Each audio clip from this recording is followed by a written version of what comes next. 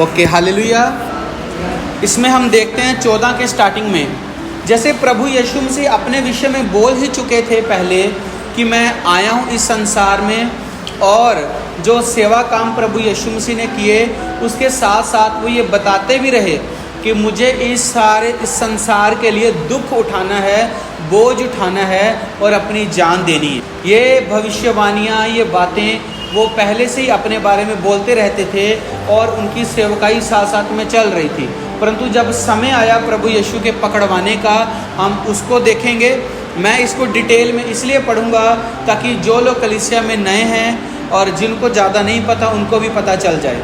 तो हम 14 के स्टार्टिंग में देखते हैं, लिखा 2 दिन के बाद फसह और अख़मीरी रोटी का पर्व होने वाला था। प्रधान याजक और शास्त्री इस बात की खोज में थे कि कैसे उसको छल से पकड़कर मार डालें, परंतु कहते थे पर्व के दिन ऐसा न हो कि लोगों में बलवा मचे।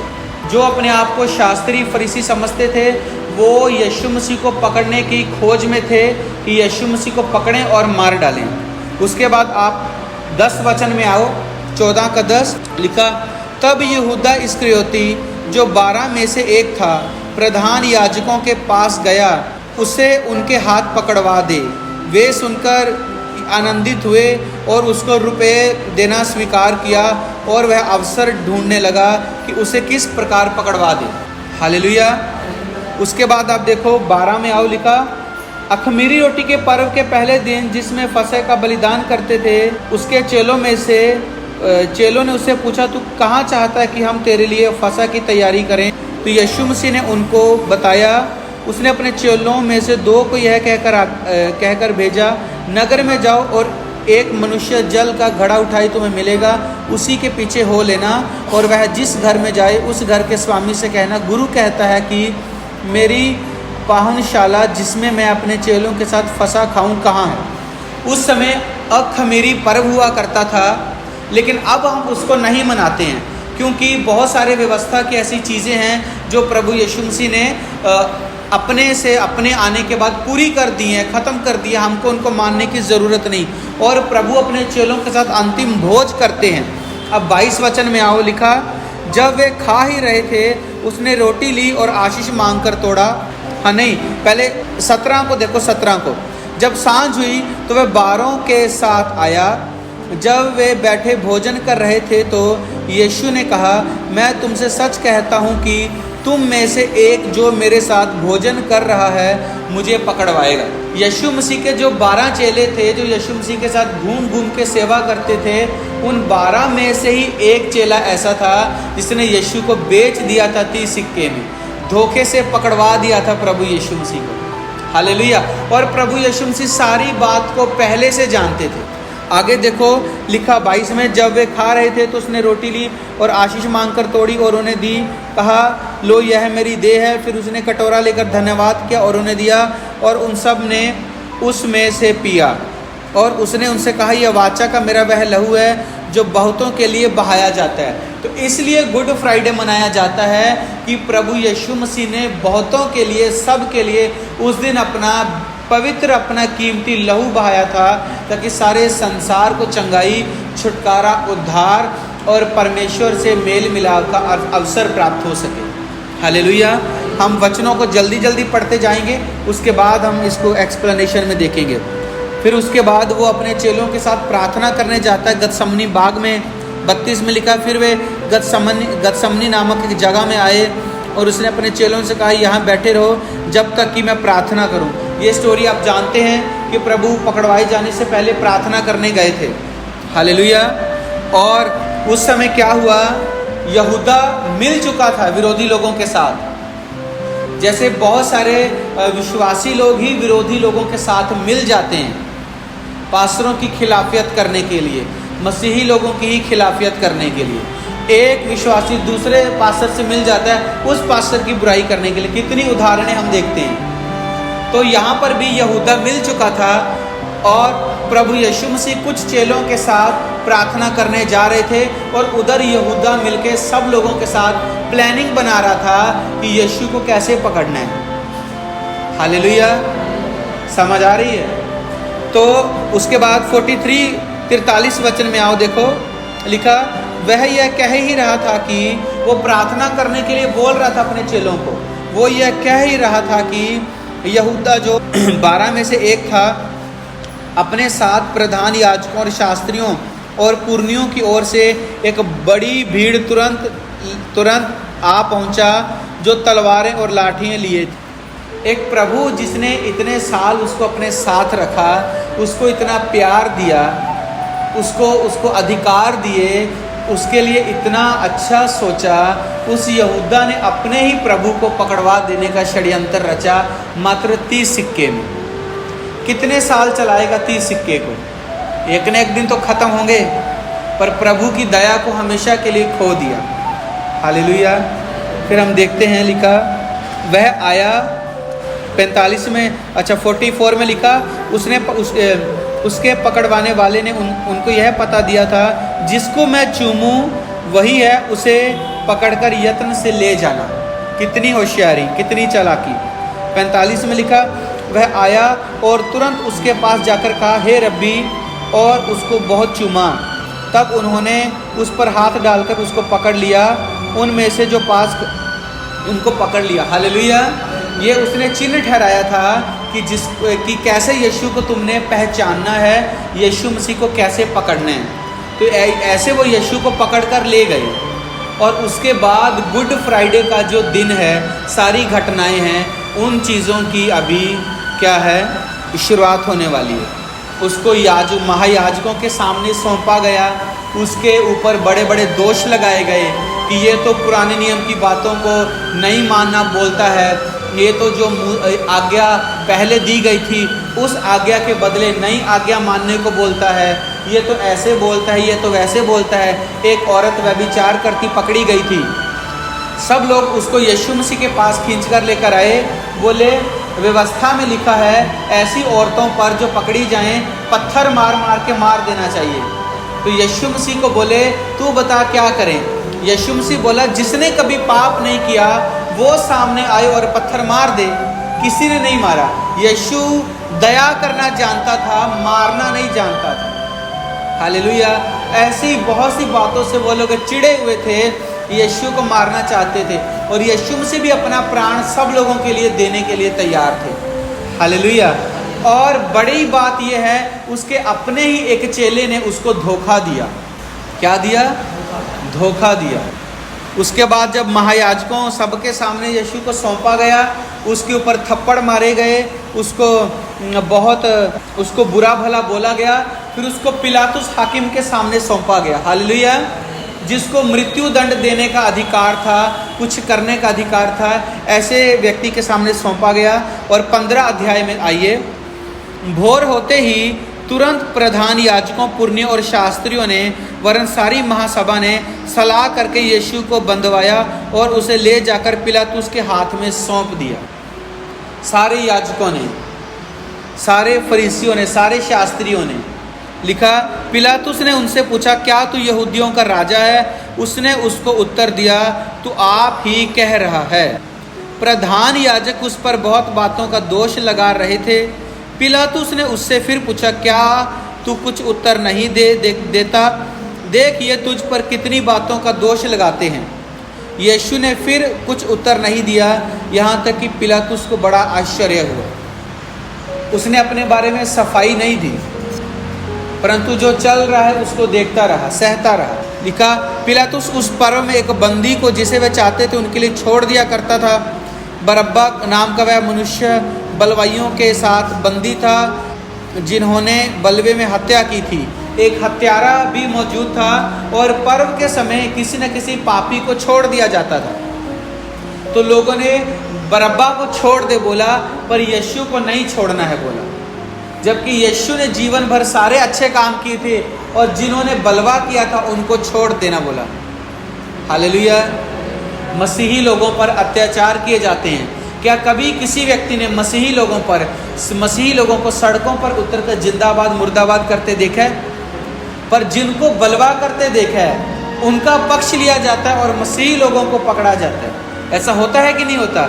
ऐसे हाकिम आज भी दुनिया में है। आगे लिखा 11 में लिखा परंतु प्रधान याजकों ने लोगों को उभारा कि बरअब्बा ही को उनके लिए छोड़ दें। 12 में लिखे, यह सुन पिलातुस ने उनसे फिर पूछा, तो मैं जिसे तुम यहूदियों का राजा कहते हो उसको मैं क्या करूं?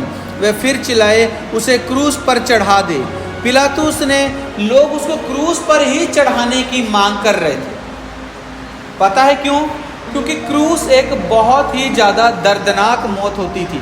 उस समय की सबसे ज़्यादा श्रापित मौत जो होती थी, वो सबसे ज़्यादा श्रापित मौत क्रूस की ही होती थी। उससे ऊपर श्रापित मौत कोई नहीं होती थी। क्रूस का मृत्यु दंड सबसे ज़्यादा श्रापित होता था और यीशु ने वो लेना चाहा। हालेलुया, वो लेना चाहा। आगे पढ़ो, लिखा, पिलातुस ने उनसे कहा, इसने क्या बुराई की है? परंतु वे और भी चिल्लाए, उसे क्रूस पर चढ़ा दे। तब पिलातुस ने भीड़ को प्रसन्न करने की इच्छा से बरअब्बा को छोड़ दिया और यीशु को कोड़े लगवाकर सौंप दिया कि क्रूस पर चढ़ाया जाए। पहले उसको कोड़े लगाए गए। हालेलुया, क्या लगाए गए? यीशु मसीह को 39 कोड़े लगे। और 39 प्रकार की ऐसी बड़ी बीमारियां होती हैं जो मनुष्य के जीवन में लगती हैं। आपने अक्सर ये वचन सुना है यशाया 53 में कि उसके कोड़े खाने से हम चंगे हुए हैं। हालेलुया। तो ये सारा कुछ परमेश्वर की इच्छा से हो रहा था और यीशु मसीह ने अपनी जान स्वयं अपने आप दी है और उसको कोड़े लगाए गए और उन्हीं कोड़ों के कारण आज चर्चिज में बीमार चंगे होते हैं। हालेलुया। उसी कोड़ों के खातिर जितनों की उसने बीमारियां उठाई उनके लिए कोड़े खाए, और जितने अभी बीमार हैं और आने वाले समय में चंगे होने वाले हैं उनके लिए भी यीशु मसीह ने कोड़े खाए। और वो कोड़े ऐसे खतरनाक थे कि शरीर का यहाँ से पंजर जो होता है ये मांस तक बाहर आ गया था। ये वो कोड़े नहीं थे, रस्सी वाले कोड़े नहीं थे। ये कोड़े जब लगते थे त्वचा में घुस जाते थे और जब कील लगे होते थे उसमें, और जब वो निकलते थे तो मांस उखाड़ कर बाहर निकलते थे। कुछ ऐसी पिक्चर फिल्में मूवी बनी है यीशु मसीह के जीवन में जिनमें एक बहुत प्रसिद्ध हुई थी पैशन ऑफ क्राइस्ट। अगर किसी ने नहीं देखा तो आप उसको ज़रूर देखें। उसमें दिखाया गया कितने नुकीले तेज धार साइड में ऐसे कील लगे हुए थे, हुक वाले कील, कि वो जब घुसे तो शरीर के अंदर घुसे कील और जब निकले तो मांस बाहर आए। हालेलुया। और आश्चर्य की बात एक बताऊं, जिस व्यक्ति को 40 कोड़े लगे, कई प्रकार की सजाएं होती थी, 2 प्रकार की। जिस व्यक्ति को 40 कोड़े लगते थे उसको उसके बाद छोड़ दिया जाता था, मृत्यु दंड नहीं मिलता था। मृत्यु दंड नहीं मिलता था, 40 कोड़े पूरे हो गए। पर यहाँ पर क्या हुआ, जैसे ही 39 कोड़े पूरे हुए तत्काल एक सैनिक ने आके उन्हें रोक दिया कि बाहर लोग चिल्ला रहे हैं, इसको मृत्यु क्रूस का दंड देना है। अगर एक कोड़ा भी और पड़ता, 40 कोड़े पूरे होते तो यीशु मसीह को मौत की सजा ना मिलती।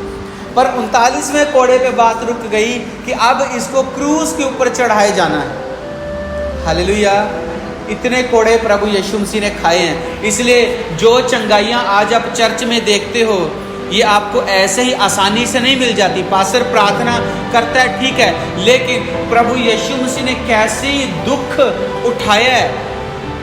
तो आप जो चंगे होना चाहते हो अपने शरीर में, अपनी बीमारियों से बाहर आना चाहते हो, यीशु ने जो इतने कोड़े खाए, श्रापित बनाए, आप भी यीशु के लिए क्या करते हो कि वो अपने कोड़ों से निकली अच्छाई आपको दे। आप यीशु के लिए क्या करते हो कि वो आपको चंगा करे। हालेलुया। उसने तो चंगा करने के लिए इतनी मार खा ली, चंगा होने के लिए आप कितनी मेहनत करते हैं बताइए। आप कितना पवित्रताई में जीते हैं, आप कितना बुराई से बाहर आते हैं, आप कितना प्रभु को प्रसन्न करने वाला जीवन जीते हो कि हम प्रभु तेरी दया से तेरे कोड़े खाने से चंगे हो जाएं। आगे पढ़ो, लिखा, सैनिकों ने उसे किले के भीतर के आंगन में ले जाकर, जो प्रिटोरियम कहलाता है, सारी पलटन को बुलाया। तब उन्होंने उसे बैंजनी रंग का वस्त्र पहनाया और कांटों का मुकुट गूंदकर उसके सिर पर रखा। जितने भी आज बंधनों से मनुष्य जकड़ा हुआ है ना, वो सारे के सारे कांटों का ताज प्रभु ने अपने सर में लिया। हालेलुया। जब उसको सजा दी जा रही थी तब क्या बोला जा रहा था? यहूदियों का राजा, यहूदियों का राजा। हालेलुया। क्या बोला जा रहा था? एक बात बताइए, राजा के सर में कांटों का ताज होता है कि सोने का ताज होता है? लेकिन इस यहूदियों के राजा के सर पे कांटों का ताज क्यों है? हालेलुया। इसके सर में कांटों का ताज क्यों है? इसके सर में भी सोने का ताज हो सकता था, हीरों से जड़ा हुआ, अच्छा नक्काशी वाला, पर असली राजा वही है जो प्रजा का दुख उठाए। इसलिए यीशु ने कांटों का ताज सर में लिया कि मुझे शोभा नहीं चाहिए, मुझे तुम्हारे मुंह से वो नहीं चाहिए, मुझे तुम लोगों का बोझ उठाना है। असली राजा मैं हूं जो दुख उठाऊंगा अपनी प्रजा के लिए। झूठा राजा वो है जो बड़ी शोभा पाए लेकिन बाद में प्रजा का साथ भी छोड़ दे, और असली राजा वो है जो सर में दुख उठाए। और यीशु ने दुख उठाया है, आदर नहीं उठाया है, दुख उठाया है। हालेलुया। तो असली कौन हुआ? जो आपसे शोभा लेता है वो असली प्रभु हुआ, कि जो आपका दुख उठा के सर में कांटों का ताज पहन के आपको नई जिंदगी दे रहा है, वो अच्छा प्रभु हुआ। हालेलुया। आगे पढ़ें। देखो, प्रभु की ये इच्छा थी, पता क्यों? क्योंकि हमारे मन में भी बहुत से डिप्रेशन, बहुत सी बीमारियां, बहुत से बंधनों से हम घिरे रहते हैं, मानसिक बीमारियों से घिरे रहते हैं, डिप्रेशन से घिरे रहते हैं, चंचलता से, हमारे विवेक में शैतान गड़बड़ियों को डाले रहता है, विवेक से हम घिरे रहते हैं और हम यहाँ से स्वतंत्र होते हैं। तो प्रभु ने कैसे स्वतंत्र किया? अपनी जान देके। असली राजा कौन है? यीशु मसीह। आपको असली आशा, असली विश्वास, असली ब्लेसिंग किस राजा के पास आके मिलेगी? यीशु मसीह के पास। उस राजा के पास नहीं जिसने बड़ी बड़ी शोभा पहनी है और आप लाखों करोड़ों का दान दे रहे हो, सोने का दान दे रहे हो, बहुत हजारों हजारों का दान दे रहे हो और वो लेने वाले हैं परंतु आपका दुख उठाने वाले नहीं हैं। वो असली राजा नहीं है। हालेलुया। असली राजा कौन है? जो कुछ ना ले परंतु फ्री में कांटों का ताज अपने सर में उठाए और तुमको चंगा करे। लेकिन दुख की बात यह है कि ऐसा राजा जिसने इतना कुछ किया, उसके पीछे चलना लोगों को बहुत भारी लगता है, और जिन्होंने कुछ ऐसा दुख नहीं उठाया उनके पीछे लोगों को चलना बहुत अच्छा लगता है, आसान लगता है। ये बड़े दुख की बात है। जिसने फ्री में इतने दुख उठाए उसके राज्य के लिए बोना लोगों को बहुत कठिन लगता है। बात पैसे की नहीं होती, हर व्यक्ति जितना कमाता है अपने उसी के हिसाब से देता है, परंतु लोगों को जिन्होंने उनके लिए कुछ भी नहीं उठाया उस जगह में बोना, उन जगहों में बड़ी बड़ी भेंट, लाखों के लंगर, बड़े बड़े काम करना बहुत अच्छा लगता है, पर जिसने सारा कुछ फ्री में उठाया उसके लिए देना बहुत मुश्किल लगता है। Hallelujah, hallelujah. इसलिए बहुत सारे लोग कलीसिया में रोगी रहते हैं और बीमार रहते हैं और चंगे नहीं होते। पता क्यों? क्योंकि प्रभु दिल से जानता है कि ये मैंने फ्री में दुख उठाया। प्रभु दिल से जानता है कि ये लोगों को उसका कीमत है कि नहीं। और कीमत आप केवल पैसे से नहीं चुकाते हो, अपने समर्पण से चुकाते हो। जिसका मन और तन परमेश्वर में जुड़ा है उसी का धन भी प्रभु अच्छे से ग्रहण करेगा और उसको आशीर्वाद देगा। हालेलुया। इसलिए वो लोग चंगे नहीं होते। सबसे ज़्यादा कीमती परमेश्वर की दया है, जो है तो फ्री में पर उसको पाने के लिए बहुत समर्पण लगेगा। जो है तो मुफ्त में, है तो फ्री में, पवित्र आत्मा पाने का कोई पैसा नहीं देना पड़ता। यीशु मसीह के दान वरदान पाने का पैसा नहीं देना पड़ता। हाँ, पर जहाँ विश्वास से ये सोचकर बोलते हैं कि प्रभु मैं हम्बल होके तेरे लिए सीड सो कर रहा हूँ, मेरे लिए रास्ता खुले, खुदा उसके लिए रास्ते खोलता, वो अलग चीज़ है। पर यीशु के दानों को आप पैसा दिया और वरदान लिया इस तरह कोई नहीं खरीद सकता। परंतु संसार में लोग परमेश्वर की दया को खरीदने के लिए सोना चढ़ाते हैं, अलग अलग दान बड़े बड़े देते हैं, परंतु यीशु मसीह ने फ्री में दिया है। वो दिल का समर्पण चाहता है। हालेलुया। ये कांटों का ताज उसने सहा, ताकि तुम अपने शौक से बाहर आओ, तुम अपनी दुर्गति से बाहर आओ, तुम्हारे मन में जो रोग लगा है तुम उस रोग से बाहर आओ, जिन चिंताओं ने तुम्हारे मन को घेरा है तुम उन चिंताओं से बाहर आओ। हालेलुया। पर इसी में चलना लोगों को कठिन लगता है। क्यों? क्योंकि ये ज़्यादा कीमती है। अन्य किसी जगह में आप दान दिए और निकल लिए, यीशु मसीह के साथ ऐसे नहीं होता। यीशु की दया चाहिए तो एकदम प्रभु के साथ सही चलना भी पड़ेगा। हालेलुया। ये प्रभु का असली जीवन है।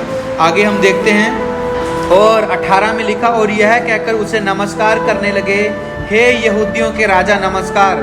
वे उसके सिर पर सरकंडा मारते और उस पर थूकते और घुटने टेक कर उसे प्रणाम करते रहे। क्यों उसको सरकंडा मारते और उसके मुंह पर थूकते रहे? क्या ऐसा पाप किया था प्रभु यीशु मसीह ने कि वो मुंह पे थुकवाने के लायक था? क्या ऐसा गुनाह किया था प्रभु यीशु मसीह ने कि उसके सर पे सरकंडा मारा जाए? किया था? नहीं किया था, केवल भलाई ही किया था। हालेलुया। क्या किया था? भलाई किया था। पर कुछ धर्म के ठेकेदारों को यह बात हजम नहीं हुई। क्यों? क्योंकि शास्त्री और फरीसी जो होते थे, सौंफ का दशमांश दे, गरीबों पर और बोझ लाद देते थे। इस चीज़ का दशमांश दे, उस चीज़ का दशमांश दे, सेवा कुछ नहीं, आत्मिकता कुछ नहीं, लोगों को पूरा लूट लिया था। और यीशु मसीह ने फ्री में सबके ऊपर दया की थी। इसलिए कुछ धर्म के ठेकेदारों को ये बात हजम नहीं होती कि यहाँ आके सारे काम फ्री में होते हैं और अन्य जगहों में 10-10, 15-15 हज़ार दिए जाते हैं, फिर भी काम नहीं होते, लोगों को लूटा जाता है। यही बात जिन लोगों को हजम नहीं होती वही लोग सताव करते हैं और मसीहत पर, यीशु मसीह पर भी हुआ था और इसी तरह सताव करवाते हैं। यहाँ कई बार डांटा है, मैं किसी धर्म का अपमान नहीं कर रहा हूँ। शास्त्रियों को प्रभु यीशु मसीह ने यहाँ कई बार डांटा है बाइबल में कि तुम लोगों पर बोझ लाते हो, तुम अपनी उंगली से भी, छोटी उंगली से भी सरकाना नहीं चाहते बोझ को, और लोगों पर, कलीसिया पर बड़ा बड़ा बोझ लाद देते हो। तेरे को ये करना पड़ेगा, तेरे को ये करना पड़ेगा, तेरे को ये करना पड़ेगा। और यीशु मसीह प्रभु उन्हीं की आंखों के सामने फ्री में बीमार को चंगा करते थे। ये हजम नहीं होता था। वहाँ उनका दाल रोटी पानी चल रहा था, उनके ये हो रहा है, सर हमको ये कर दो, हमको ये तकलीफ हो रही, हमको ये कर दो, हमारे लिए ये कर दो। वहाँ पैसा दे दे के, यहाँ फ्री में जब चंगे हुए तो यीशु के पीछे चलने लग गए थे। हालेलुया। ये हजम नहीं होता है लोगों को, क्योंकि सारा खेल माया का है। किसका है? माया का सारा खेल। कई ऐसे बीमार जो सेवकाई से चंगे हुए हैं, कभी उनसे ये नहीं बोला गया कि पैसा दो चंगे हो गए, ये टोटका करना पड़ेगा, ये लाना, इतना बकरा लाना, ये लाना, वो करना। सिर्फ प्रार्थना की जाती है और विश्वास में चलने के लिए बोला जाता है। हालेलुया। इसलिए उनको तकलीफ होती है जिनके पास लोग पैसा देके चंगा होने जाते हैं। वही लोग लोगों को भड़का के विरोध करवाते हैं। शास्त्रियों और फरीसियों ने करवाया और विरोध में प्रभु का एक चेला ही शामिल हो गया। कई अंदर के लोग ही पास्टरों की खिलाफियत करने में निकल जाते हैं। एक बात बता रहा हूँ, जो व्यक्ति भी पास्टरों की बुराई, आत्मिक लोगों की, खरे आत्मिक लोगों की, पास्टरों के आत्मिक लोगों की बुराई, निंदा, चुगली करता है ना, अपने जीवन में वो श्राप को बोता है। हालेलुया। क्या को बोता है? श्राप को बोता है। वो ढूंढता रह जाएगा मेरी प्रॉब्लम का कारण क्या, पर उसे कभी समझ नहीं आएगा क्या है, क्योंकि उसने बातें की अभिषिक्तों के, प्रभु के दासों के और परमेश्वर के विरोध में। हालेलुया।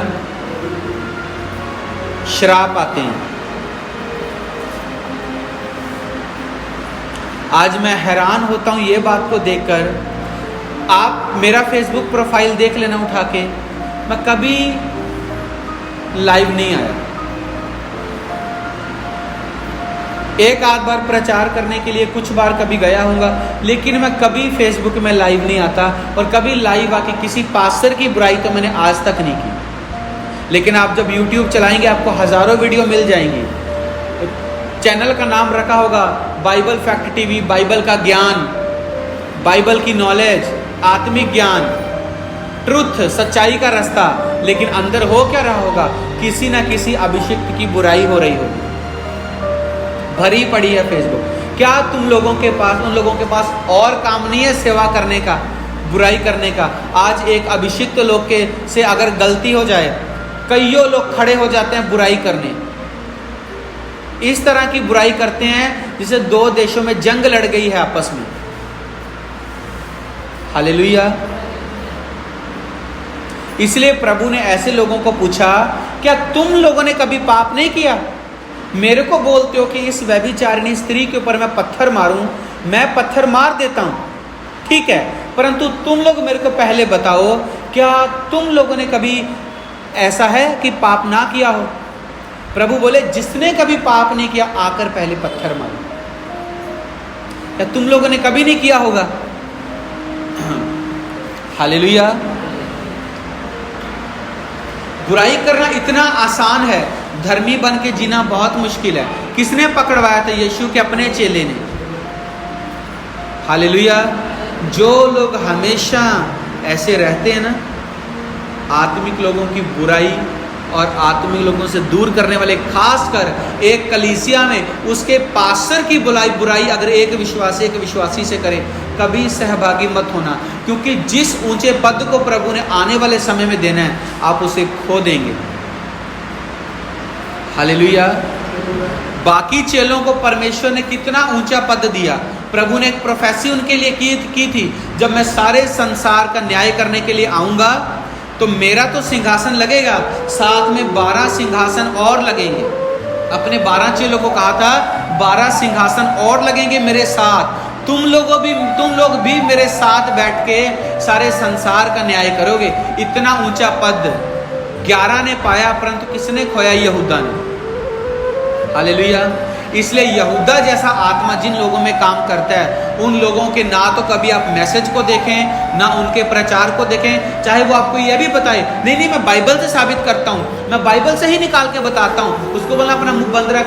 कभी उनका बात सुनना ही नहीं चाहिए, बाइबल में से खोल कर भी बताए। हालेलुया।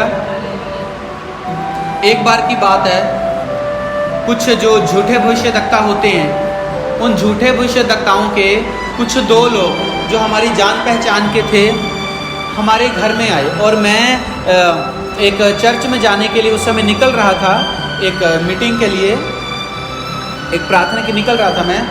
तो वो बैठे तो मेरी मम्मी मेरे को बोले कि ये आए हैं, थोड़ा सा इनसे एक बार बात कर ले, अगर कुछ कहना चाहते तो वो मेरे को पूछे कि आपके पास टाइम है? मैंने बोला ठीक है, आप जो भी बात कहना चाहते हैं, मैं 10 मिनट के लिए आपकी पूरी बात सुनने के लिए तैयार हूँ। आपको जो बोलना है बोलिए, मैं सुनने के लिए तैयार हूँ। ठीक है। बोलते गए, अपना किट बैग खोला, और इतना वो नहीं आता स्लेट और वो लिखने वाला, वो निकाल लिया। इसकी क्या ज़रूरत है? मैं बोला बोलो ना, जो बोल रहा है मुझसे बोलो। चलो निकाल लिया, ठीक है। धीरे धीरे बातों को इधर से घुमा, उधर से घुमा, इधर से घुमा, उधर से घुमा, और अंत में लाके सारे जो आत्मिक बड़े चेहरे हैं, आत्मिक लोग, प्रभु के बड़े दास जो हैं, आत्मिक जिन्होंने हजारों को बचाया है, सेवा को बढ़ाया है, बहुत लोग जो जहाँ जाके उद्धार को, चंगाई को पाए, उन लोगों की एक एक करके बुराई चालू कर दी। तो मैं बोला, यही तू मेरे को बाइबल खोल के दिखाना चाहता था? मैं बोला सुनो, 10 मिनट बोल लिया, 2 मिनट मैं बोलता हूँ फिर मैं वो सारी चीज़ों को बोलने के बाद, तुम लोग कौन सी मिशन से आए हो? तुम लोग अभी नाम भी नहीं लिए हो कि किस झूठे भविष्यद्वक्ता के तुम प्रचार को संसार भर में फैलाने पर तुले हो, तुम उसका नाम भी नहीं ले रहे हो। तुम्हारी सारी बातों से मैंने निकाल के बता दिया कि तुम फलाने झूठे भविष्यद्वक्ता के मिशन से आए हो। मुझे तुम्हारी एक भी बात नहीं सुननी। और जिन आत्मिक लोगों पर तुम दोष लगा रहे हो, तुम झूठ बोल रहे हो। तो मेरे को क्या बोले, किसी दिन 1 घंटा समय निकाल के आना, बता देंगे। तो तू 1 घंटे में क्या बताएगा मेरे को? तू 1 घंटे में मेरे को यही साबित करने की कोशिश करेगा कि वो झूठा है, वो झूठा है, वो झूठा है। पर मैं 1 घंटा बिल्कुल नहीं मानूंगा कि वो झूठा है, वो झूठा है, वो झूठा है। मैं अगला 10 मिनट यही बोलता रहूँगा कि तू झूठा है, तू झूठा है, तू झूठा है, क्योंकि तू बाइबल से बाहर है। हालेलुया। तो झूठे लोगों की क्या पहचान होती है? वो आपको उस बात को तथ्य से साबित नहीं करेंगे। अगर मैं किसी पास्टर का नाम लेके बोलूं, किसी आत्मिक पास्टर का, कि वो झूठा पास्टर है, मुझे सबूत देना पड़ेगा, सिर्फ कहने से नहीं होगा। या मैं उसकी किसी एक ही गलती को पकड़ के नहीं बोल सकता कि वो झूठा भविष्यद्वक्ता है। गलती तो दाऊद से भी हुई थी। क्या दाऊद से गलती नहीं हुई? हैं? दाऊद झूठा था कि सच्चा था? मेरे को कलीसिया जवाब दे। दाऊद सच्चा था, पर बाइबल बताती है कोई सच्चा, कोई इंसान भी इतना परफेक्ट नहीं था, ये नहीं है कि परमेश्वर के तुल्य पवित्र हो। तो एक सच्चा दास भी गलती कर सकता है। अब्राहम सच्चा था कि झूठा था? चलो, अब्राहम को तो विश्वासियों का पिता बोला गया है। अभी बता दो, अब्राहम सच्चा था कि झूठा था? हैं? सच्चा था। तो उसने हाजिरा के साथ जाके क्यों इश्माइल को पैदा किया? इसका मतलब यह है सच्चे से भी गलती हो सकती है। सुलेमान, जिसको परमेश्वर ने खुद अभिषेक देके बोला था, तेरे तुल्य ना तो पहले कोई बुद्धिमान राजा, ना तेरे तुल्य बाद कोई बुद्धिमान राजा। सुलेमान सच्चा था कि झूठा था? मेरे को यह जवाब चाहिए। हैं? बोलो ना, बोलने का पैसा नहीं लगता, बोलो। सुलेमान भी सच्चा था, पर बहक गया। क्यों? एक कमजोरी थी जीवन में, अधिक औरतों से प्रीति रखने की। हालेलुया। 1000 रानियां महारानियां उसकी दासियां रखेलियां 1000 थी। तो ये कमजोरी ने उसको गिरा दिया। तो किसी के गिरने से आप ये पता नहीं लगा सकते कि वो झूठा है कि सच्चा है, क्योंकि सच्चा व्यक्ति भी गिर सकता है, बाइबल ये कहती है। हालेलुया। क्या ये सच्चा नहीं था? यहूदा इस्करियोती जब प्रभु ने चुना था, प्रभु ने इसको सच्चा होने के लिए ही चुना था, पर ये गिर गया। हालेलुया। इससे बाइबल ये बताती है, बाइबल में लिखा, धर्मी व्यक्ति 7 बार गिरेगा परंतु फिर उठ खड़ेगा। इसका मतलब धर्मी से भी गलती हो सकती है, पर यहाँ काम उल्टा चलता है। धर्मी से अगर एक गलती हुई नहीं, ये है झूठा भविष्यद्वक्ता, ये है झूठा भविष्यद्वक्ता, ये है झूठा भविष्यद्वक्ता। हालेलुया। लेकिन प्रभु का धन्यवाद हो, उसने मुझे ऐसा बुद्धि विवेक अनुग्रह दान वरदान दे के रखे हैं कि मुझे ऐसों का मुंह बंद करने आता है। अभी एक बहुत बड़े परमेश्वर के दास हुए हैं, बहुत बड़े लेवल का हीलिंग उनका था। उनके बारे में किसी ने वीडियो बना के निकाल दिया कि ये झूठा था, और एक पास्टर ने बना के डाला कि ये झूठा था, देखो न्यूज़ वाले बोल रहे हैं। अच्छा, तो हम न्यूज़ वाले की सुनेंगे? न्यूज़ वाले तो ये भी बोलते हैं कि हम लोग धर्मांतरण करवाते हैं। न्यूज़ वाले तो हमको ये भी बोलते हैं हमको फॉरेन से पैसा आता है क्या? तो एक मुझे दुख ये लगा, एक आत्मिक बहन जो कि प्रभु के दर्शन वर्शन भी देखती थी, वो भी उस पास्टर की बात को सुन के सच मान रही है। परंतु अगर उसको ये समझना ही है कि ये सच्चा था कि झूठा था, तो बैठो घुटने में, जब तक परमेश्वर आपसे बात ना करे बैठो। देखते हैं आप 3 दिन लगातार बैठ सकते हो कि नहीं, 7 दिन बैठ सकते हो कि नहीं। जिस दिन परमेश्वर बात करके बताए कि वो सच्चा कि झूठा, पर वो काम नहीं करना। 3 मिनट प्रार्थना करना भारी लगेगा, पर बड़े बड़े अभिषिक्तों के ऊपर 30 मिनट 3 घंटे दोष लगाना भी आसान लगेगा। 30 मिनट दोष लगाना भी। हालेलुया। तो मैंने तो बोले, तो वो पास्टर बड़ी सफाई दे रहा है कि देखो जी, बाइबल में लिखा है अंत के दिन में झूठे भविष्यद्वक्ता आएंगे, बड़े बड़े चिन्ह दिखाएंगे। फिर बाइबल में लिखा है जो भविष्यवाणियाँ करके और चिन्ह चमत्कार करके आएंगे, मैं उनको बोलूँगा, हे झूठे लोगों, हे कुकर्मी लोगों, मैं तो जानता ही नहीं तुम लोगों को कि तुम कौन हो। ये हवाला निकाल के वचन का, कहानी को पलट के सच्चे को भी झूठा बना के पेश किया जा रहा है। पर बाइबल तो ये भी बता रही है कि विश्वास करने वालों के साथ चिन्ह होंगे। मत्ती 10 में लिखा, वो मुर्दों को जिंदा कर देंगे, वो बीमारों को चंगा करेंगे, वो प्रचार करेंगे। पतरस की परछाई से बीमार चंगा होता था। पतरस झूठा था क्या? सच्चे से भी हुआ है। तो मैंने एक सवाल पूछा, तो वो बोले शैतान से सामर्थ्य लेते हैं। बोला, मेरे को एक बात बता, बड़े ज्ञानी, बड़े आत्मिक आदमी, एक सवाल बता, शैतान यीशु मसीह से दुश्मनी रखता है, हाँ के ना? हाँ। कलीसिया से दुश्मनी रखता है, हाँ के ना? हाँ। अगर कलीसिया में खड़ा हुआ पादरी, मैं बोला दुनिया में 1 करोड़ पास्टर होगा, 700-800 करोड़ की दुनिया, 1 करोड़ पास्टर होगा, चलो कम लगा लो, 50 लाख पास्टर होगा।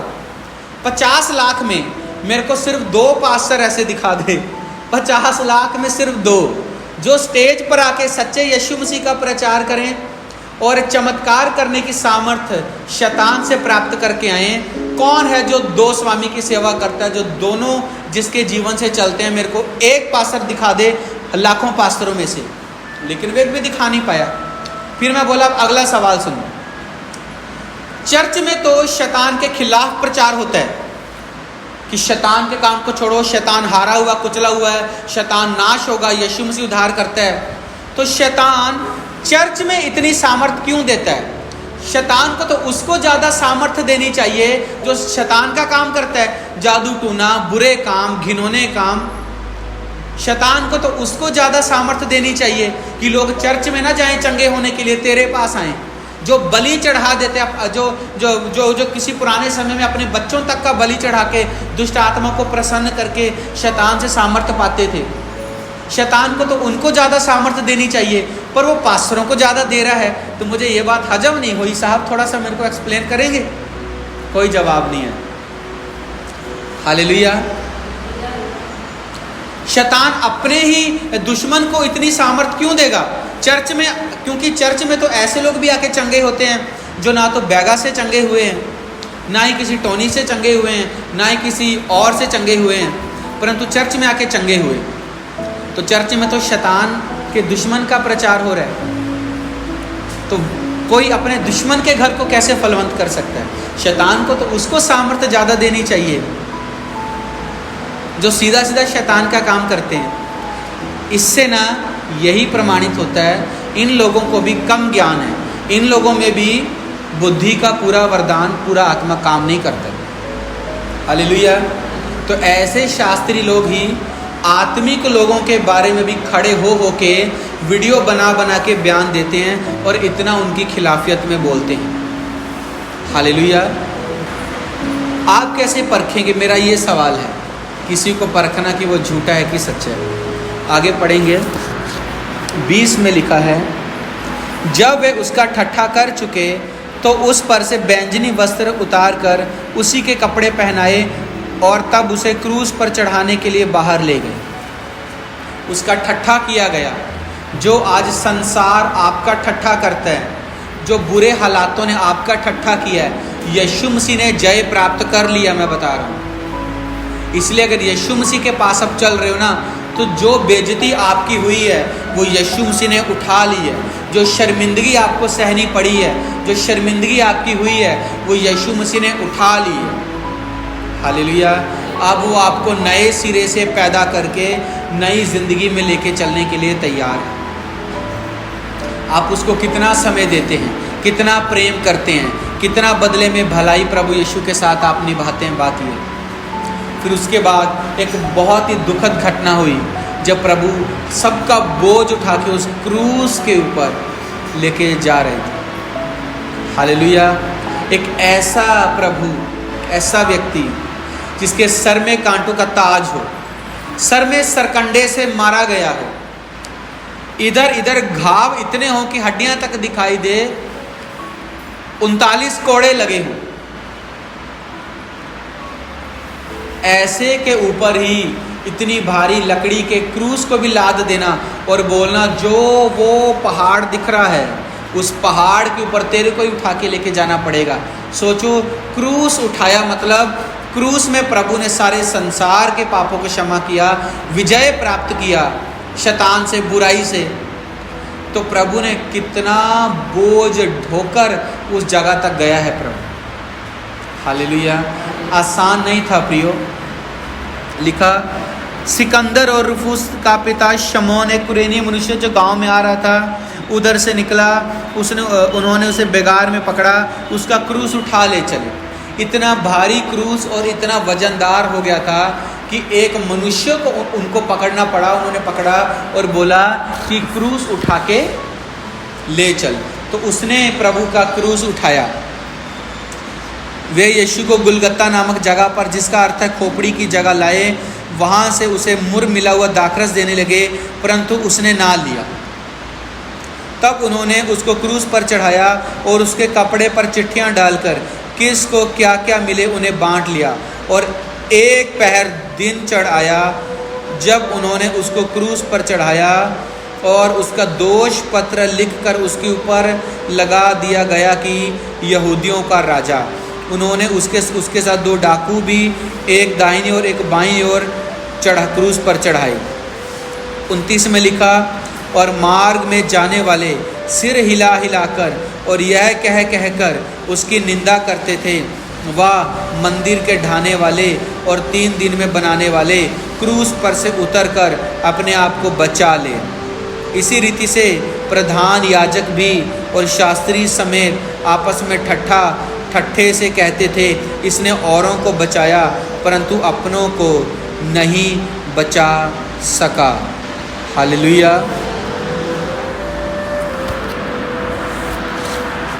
आपने पढ़ा सारी स्टोरी को। हालेलुया। प्रभु ने उत्तर में एक भी जवाब नहीं दिया। पता है क्यों? हम आगे पढ़ते हैं, फिर उसके बाद देखते हैं। फिर 33 में लिखा, दोपहर होने पर सारे देश में अंधियारा छा गया और तीसरे पहर तक रहा। अंधियारा क्यों छा गया था पता है? एकदम काली घटा, पूरा अंधकार छा गया था। पूरी पृथ्वी में वो दिन एक अंधकार का दिन छा गया था, ताकि सारे संसार भर के पाप जो एकदम अंधकार की जिंदगी है वो उस क्रूस के ऊपर आ गई थी, जिस क्रूस के ऊपर यीशु मसीह लटकाया गया था। हालेलुया। उस क्रूस के ऊपर सारा अंधकार छा गया था। वहाँ प्रभु ये देख रहा था, क्या है इसके पाप, क्या है उसके पाप, क्या है इसके पाप, क्या है उसकी गलतियाँ, क्या है उसकी गलतियाँ, क्या है उसका उद्धार, क्या है उसकी दया, क्या है उसकी बीमारी। सब लोगों को प्रभु देख रहा था और सब के लिए अपने प्राण दिए और इतना अंधकार छा गया था। हालेलुया। वो चाहता तो अपनी जान बचा सकता था, वो चाहता तो स्वर्गदूतों को बुलाकर अपनी जान बचा सकता था, वो चाहता तो पिलातुस जब उससे सवाल पूछ रहा था बार बार, क्या तू यहूदियों का राजा है, मुझे तुझ में कुछ गलती दिखाई नहीं देती, तू बोल तो मैं तेरे साथ भलाई करूंगा, परंतु बिल्कुल भी प्रभु यीशु मसीह ने अपने आप को बचाने के लिए एक भी जवाब नहीं दिया। अंधकार छा गया है, नीचे क्रूस है, सारे संसार के पाप यीशु मसीह के ऊपर आ चुके हैं, सारे संसार के क्लेश और बोझ यीशु मसीह के ऊपर आ चुके हैं। लोग सर हिला हिलाकर उसकी निंदा करते हैं, परंतु वह अपने बचाव में और अपनी सामर्थ्य दिखाने में और चिन्ह दिखाने में एक भी जवाब नहीं देता। हालेलुया। कौन है ऐसा प्रभु जो इतनी ताड़ना सहेगा? कौन है ऐसा दूसरा व्यक्ति जो आपके लिए इतनी मार सहेगा, कोड़े तक खाएगा, कंगाल बनकर हमारे लिए आया? कौन कंगाल बनेगा आपके लिए बताओ? कौन हाथ पैर में कील ठुकवाएगा और क्रूस पर चढ़ेगा? असली घटना तो कितनी ज़्यादा दुखद और रोने वाली हुई होगी अगर आप पिक्चर ही देख लो। जो पिक्चर पैशन ऑफ क्राइस्ट जिसका नाम ले रहा हूं मैं, आप देख नहीं पाएंगे। Hallelujah, hallelujah. उसमें दिखाते हैं कौन ऐसा प्रेम करेगा आपसे कि जिसके इधर कील ठुका है, इधर कील ठुका है, सर में कांटे का ताज है, कोड़े मार के पीठ की हड्डियां तक निकाल दी गई हैं, अपमान पे अपमान हो रहा है, चेले भाग गए हैं, खुद के चेले ने धोखा दे दिया है, किसी पर प्रभु ने भरोसा नहीं रखा। इतना कुछ सहते हुए कौन ऐसा प्रभु है जो फिर भी लिखा सारे जगत के उद्धार के प्रभु आशा देख रहा था। उस अंधकार की घड़ी में भी प्रभु आने वाले समय में संसार के लिए एक आशा देख रहा था, इसलिए उसने अपने बचाव में एक भी युक्ति नहीं निकाली, ना ही अपने चेलों के साथ कोई गोष्ठी बैठाई, कोई बैठक बैठाई कि देखो जब मेरे को पकड़ने आएंगे ना, ऐसे ऐसे करके हम लोग भाग निकलेंगे, कोई बात नहीं, निकाल लेना तलवार, तुम भी देखेंगे, सामना करेंगे। नहीं। हालेलुया।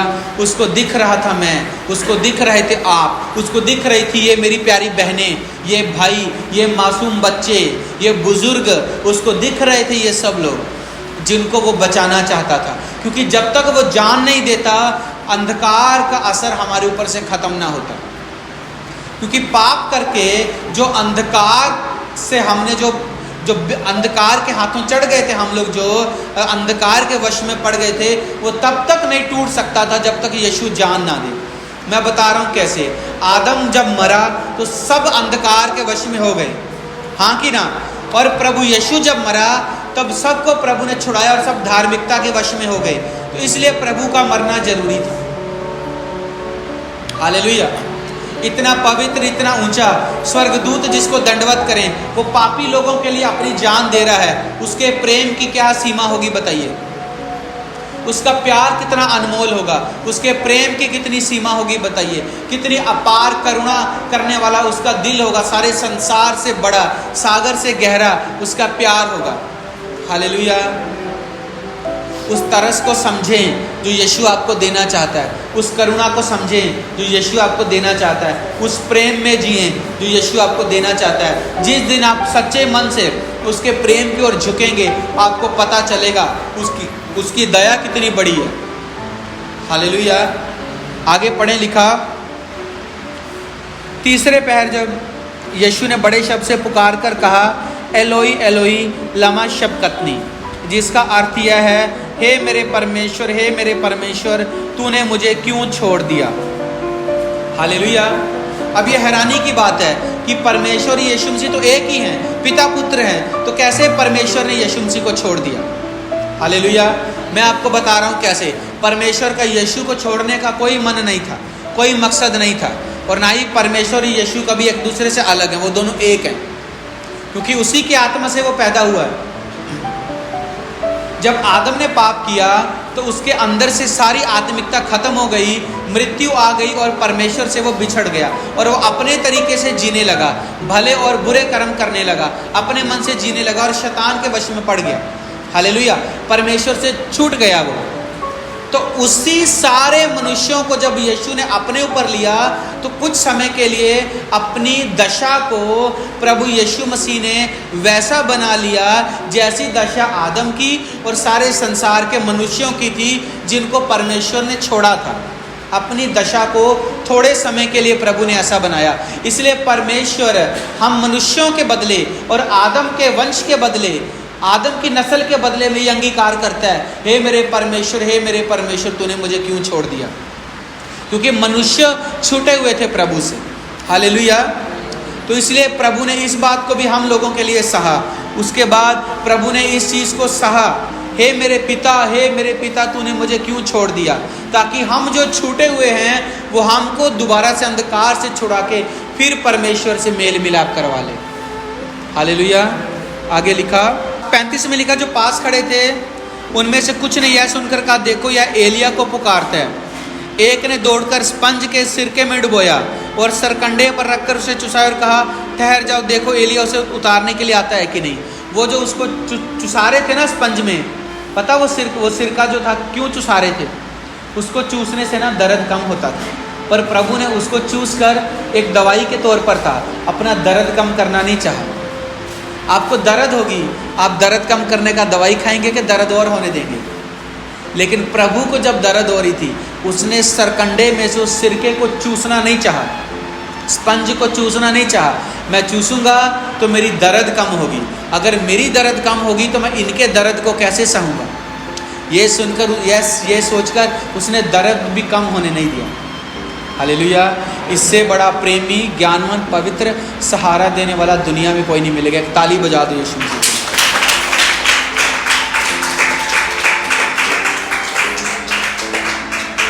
हालेलुया। इसके आगे का जो वचन है मैं मेरे घुटनों पे आके उसको पढ़ना चाहूँगा। लिखा है 37 में लिखा, तब यीशु ने, अब मैं ये वचन 37 वाला वचन घुटनों पे आके क्यों पढ़ रहा हूँ? यीशु को आदर देने के लिए। हालेलुया। और आदर किस बात का है आप पढ़िए। लिखा, तब यीशु ने बड़े शब्द से चिल्लाकर प्राण छोड़ दिए और मंदिर का पर्दा ऊपर से लेकर नीचे तक फटकर 2 टुकड़े हो गया। हालेलुया। बड़े शब्द से चिल्लाकर प्रभु यीशु ने अपने प्राण दे दिए और जो मंदिर का पर्दा था फटकर 2 टुकड़े हो गया, नीचे से ऊपर फटकर 2 टुकड़े हो गया। हालेलुया। हालेलुया। लिखा, जो सूबेदार उसके सामने खड़ा था जब उसे यूं चिल्लाकर प्राण छोड़ते देखा तब उसने कहा सचमुच यह मनुष्य परमेश्वर का पुत्र था। आमीन, हालेलुया। मंदिर का पर्दा बाइबल में लिखा है नीचे से ऊपर तक फट गया। हालेलुया, नीचे से ऊपर तक फट गया। मैंने आपको बता चुका हूँ कि कलीसियाएं जो उस समय से पहले की होती थी 3 भाग होते थे, पवित्र, अति पवित्र और लोगों का स्थान। तो अति पवित्र स्थान के सामने पर्दा रहता था। जैसे मान लो ये मान लो जैसे मैं इस जगह पर बैठा हूँ तो एक प्रभु की पट्टियाँ होती थी, प्रभु का वचन पढ़ा होता था। जैसे ये वचन पढ़ा है, सामने पर्दा लगा है, आप मेरे को देख नहीं सकते। मतलब मैं महायाजक भी, जो याजक होता था, जैसे मैं पास्टर हूँ तो उस समय याजक पास्टर होते थे, याजकों के ऊपर भी जो महायाजक होते थे उनको भी साल में एक बार जाने का मौका मिलता था। तो वो अति पवित्र स्थान के अंदर होता था परमेश्वर का वचन, वो पत्थर की तख्तियाँ जिस पर परमेश्वर की आज्ञाएं, परमेश्वर का वचन लिखा हुआ था। तो उसमें परमेश्वर की अति पवित्र उपस्थिति हुआ करती थी। हालेलुया, क्या हुआ करती थी? अति पवित्र उपस्थिति। तो अति पवित्र उपस्थिति को हर कोई व्यक्ति ले नहीं सकता था। आज हम परमेश्वर की उपस्थिति में बैठे हैं, यहाँ से प्रार्थना होती है, आप कहीं भी खड़े हो परमेश्वर आपको छूते हैं। हालेलुया। तो उस समय ऐसे नहीं, हर कोई प्रभु की उपस्थिति में नहीं आ सकते। याजक, महायाजक लोग सेवा टहल करने के लिए आते थे साल में एक बार के लिए। हालेलुया। आप सोचो, जिस जगह पास्टरों के भी बड़े पास्टर को साल में एक बार जाने का मौका मिल रहा है, तो जगह क्या ही अति पवित्र होगी। उसी का पर्दा नीचे से लेके ऊपर तक फट गया और परमेश्वर बोले अब मैं उस सीमित जगह से निकलूंगा, उस जगह से निकलूंगा और प्रत्येक मनुष्य के दिल में वास करूंगा। आज के बाद ये लोग मेरे रहने का घर होंगे, मैं सब लोगों के साथ रहूंगा। जोरदार बोलो हालेलुया। इसी बात के लिए मैंने घुटनों पर आके इस वचन को पढ़ा कि यीशु मसीह ने मुझे पापी के लिए, संसारिक हम सब लोग थे, सबके लिए ऐसा अद्भुत काम किया कि वहाँ से निकलकर हम सब के साथ मेल मिलाप करने के लिए हमारे दिल में आ गया। आज जब आप यीशु मसीह के पास आते हो, कैसे भी जी, वो नहीं पूछता कि तू क्या आप किस गुनाह से आया, क्या जिंदगी से आया, कैसे आया। जब आप यीशु के पास आके माफ़ी मांगकर नया जीवन मांगते हो, वो आपको सीने से लगाकर अपना बेटा और बेटी बनाता है। हालेलुया। तो मेरी ये प्रार्थना है, ये गुड फ्राइडे आपको हमेशा याद रहे कि यीशु ने कितनी बड़ी कृपा और कितना बड़ा करुणा किया मेरे लिए। हालेलुया। कि आपके ऊपर दया, आपके ऊपर करुणा, आपके ऊपर ब्लेसिंग, आपके ऊपर परमेश्वर की दया हमेशा होती रहे और हमेशा आपको ये याद आता रहे गुड फ्राइडे का मतलब क्या है, परमेश्वर का अद्भुत करना। हालेलुया। आमीन। God bless you. मैं प्रार्थना करता हूँ परमेश्वर आप सबको ब्लेस करे, आपको अपने अनुग्रह से भरे, अपनी ब्लेसिंग से भरे, अभिषेक से भरे। Thank you. आमीन।